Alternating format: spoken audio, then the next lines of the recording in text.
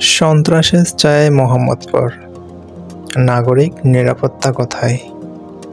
রাজধানীর মোহাম্মদপুরে ১ মাসের ব্যবধানে একই প্রতিষ্ঠানে ২ দফা সশস্ত্র হামলা ও গুলির ঘটনা কেবল স্থানীয় বাসিন্দাদের নয়, বরং পুরো নগরবাসীর মনে এক ধরনের অনিশ্চয়তা ও আতঙ্ক তৈরি করেছে। একটি জনবহুল আবাসিক এলাকায় দিনের পর দিন সন্ত্রাসীদের এমন দুঃসাহসিক কর্মকাণ্ড উদ্বেগজনক মাত্রায় পৌঁছেছে।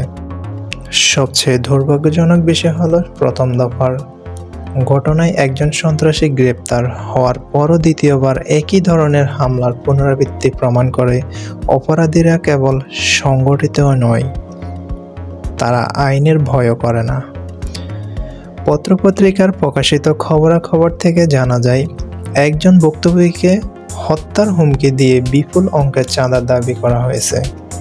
এমনকি তার পরিবারের সামনে সন্ত্রাসীরা এসে গুলি চালিয়েছে। এখন পুরো পরিবার আতঙ্কে গৃহবন্দী। এই ঘটনায় মামলা দায়ের করা হলো, এখনও দ্বিতীয় দফার ঘটনায় জড়িত কেউই গ্রেপ্তার হয়নি।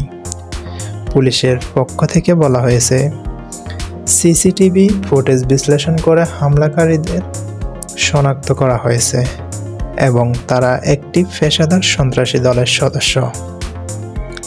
তবে এখানেই প্রশ্ন, তাদের গ্রেপ্তারে এত বিলম্ব কেন?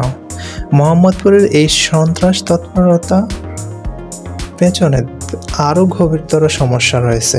রাজনৈতিক পরিবর্তনের পর এলাকায় উঠতি সন্ত্রাসীদের তৎপরতা বেড়েছে, যাদের বড় একটি অংশ কিশোর গ্যাংয়ের সদস্য।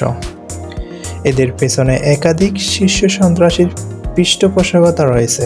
অভিযোগ আছে তাদের কাছে থানা লুটের সময় ব্যবহৃত আগ্নেয়াস্ত্র রয়েছে। এমন চিত্র শুধু আইন শৃঙ্খলা নয়, সামাজিক অবক্ষয়ের দিকটিও স্পষ্ট করে।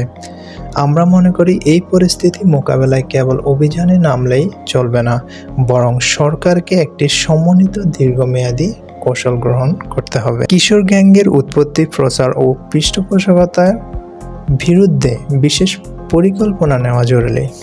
একই সঙ্গে স্থানীয় জনগণের অংশগ্রহণ নিশ্চিত করে নিরাপত্তা কাঠামো গড়ে তোলা দরকার। এছাড়া সন্ত্রাসীদের যারা রাজনৈতিক বা প্রভাবশালী আশ্রয় দিচ্ছে, তাদের বিরুদ্ধেও কঠোর ব্যবস্থা নিতে হবে, যাতে অপরাধ চক্রগুলোর মেরুদণ্ড ভেঙে পড়ে।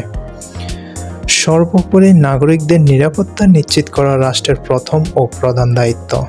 আজ যদি এক ব্যবসায়ী পরিবার দিনের পর দিন আতঙ্কে জীবনযাপন করতে বাধ্য হয়, কাল সেই সংখ্যা অন্যদের জন্য বাস্তব হয়ে উঠতে পারে। এই সন্ত্রাসী কর্মকাণ্ডের লাগাম টেনে ধরা এখনই সময়।